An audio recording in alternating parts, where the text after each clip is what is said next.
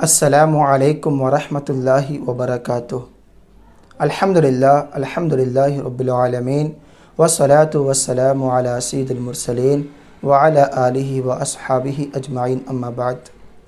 محترم حضرات، ماہ محرم الحرام شریف گزر رہا ہے۔ ماہ محرم الحرام بہت ہی مقدس مہینہ ہے، پاک مہینہ ہے، حرمت والا مہینہ ہے۔ ماہ محرم کی بہت ساری فضیلتیں ہیں، اس کی برکات ہیں۔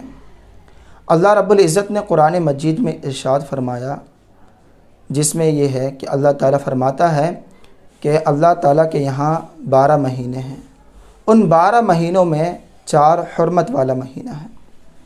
ان 4 حرمت والے مہینوں میں کون کون حرمت والے ہیں، جس کے بارے میں بتایا جاتا ہے، احادیث مبارکہ میں آتا ہے ذوالقعدہ، ذوالحجہ، محرم، اور ایک مہینہ ہے رجب۔ تو دیکھیے قرآن مجید میں حرمت والا مہینہ قرار دیا گیا، ان حرمت والے مہینے میں یہ مہینہ موجود ہے، ماہ محرم۔ تو ماہ محرم بہت ہی عظمت اور برکت والا مہینہ ہے، جس کی فضیلت، جس کی حرمت قرآن مجید بیان فرما رہا ہے۔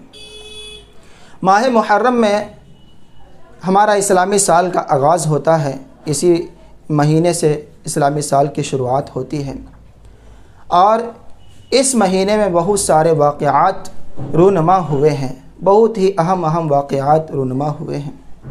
مختصر میں آپ کو یہ بیان کر دوں کہ اسی مہینے میں حضرت موسیٰ علیہ السلام اور اس کی قوم کو اور ان کی قوم کو فرعون کے لشکروں سے نجات عطا فرمایا اللہ تعالیٰ نے، اور فرعون کے لشکروں کو اسی مہینے میں ہلاک فرمایا۔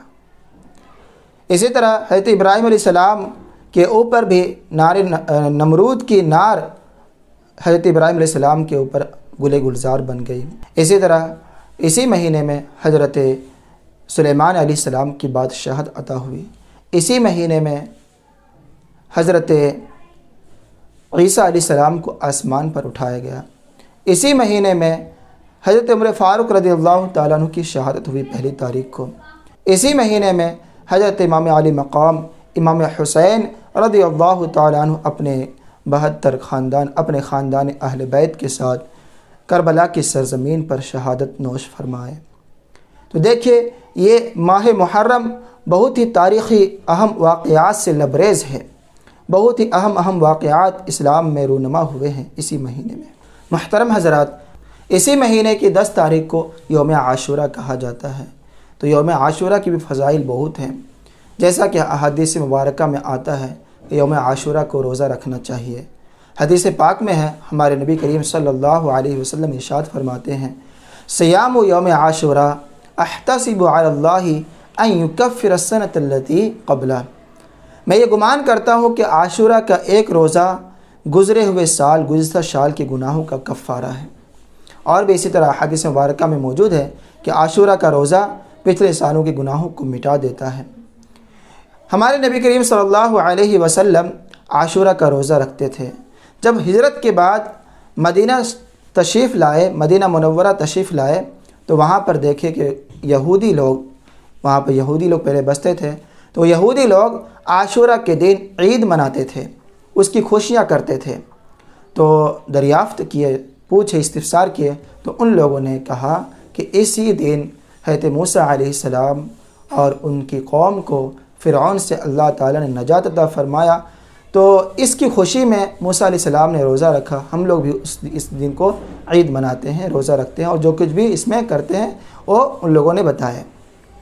تو ہمارے نبی کریم صلی اللہ علیہ وسلم نے فرمایا، نحن احق بموسیٰ، ہم لوگ تم لوگ کے بنسبت زیادہ حقدار رکھتے ہیں موسیٰ علیہ السلام میں، یعنی موسیٰ علیہ السلام کے معاملات میں ہم لوگ زیادہ حقدار رکھتے ہیں۔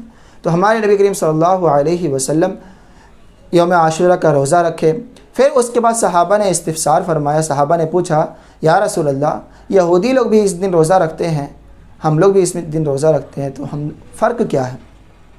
تو ہمارے نبی کریم صلی اللہ علیہ وسلم نے فرمایا کہ اگر میری عمر باقی رہی، اگر میں لئن بقیت لأصومن التاسع، ہکذا کما قال النبی صلی اللہ علیہ وسلم، یعنی ہمارے نبی کریم صلی اللہ علیہ وسلم نے فرمایا اگر میں باقی رہا تو انشاءاللہ آنے والے سال میں تاسوعہ کا بھی روزہ رکھوں گا۔ تو اسی وجہ سے علماء اہل سنت فرماتے ہیں کہ عاشورہ کے ساتھ تاسوعہ کا بھی روزہ رکھنا چاہیے۔ اگر کسی نے تاسوعہ کا روزہ نہیں رکھ پایا تو 11واں کا روزہ رکھ لے۔ اگر 9 محرم کو روزہ نہیں رکھ پایا تو 11واں کا روزہ رکھ لے۔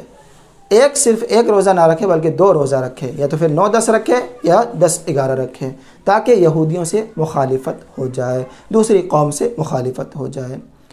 تو محترم سامعین، آپ حضرات سے میں گزارش کروں کہ آپ لوگ اس ماہ مبارک میں عاشورہ کے دن میں روزہ رکھیں، ساتھ میں 9 محرم کو روزہ رکھیں اور 10 محرم دونوں روزہ رکھیں، اور دعا کریں امت کے لیے۔ اس میں ماہ محرم میں 10 تاریخ کو جو بہت سارے خرافات ہوتے ہیں، ان خرافات اور بدعات سے دور رہیں، جیسا کہ ناچنا، گانا، ڈانس کرنا، اور جو فیسٹیول کی طرح مناتے ہیں، پنجے اٹھا کر کے پورا گلی گلی تماشا کرتے ہیں، گھومتے ہیں، ڈھول بجاتے ہیں، تعزیہ بناتے ہیں، طرح طرح کی جو خرافات کرتے ہیں، جو اسلام جس کی اجازت نہیں دیتا ہے، ان سب سے دور رہیں۔ اللہ تعالی ہم سب لوگوں کو، آپ لوگوں کو، ہم سب لوگوں کو تمام خرافات بدعات سے دور رکھے اور دین اسلام صراط مستقیم پر صحیح سے چلنے کی توفیق عطا فرمائے، دین اسلام کی معلومات اور بھی حاصل کرنے کی توفیق عطا فرمائے۔ وآخر دعوانا الحمدللہ رب العالمین۔ السلام علیکم ورحمۃ اللہ وبرکاتہ۔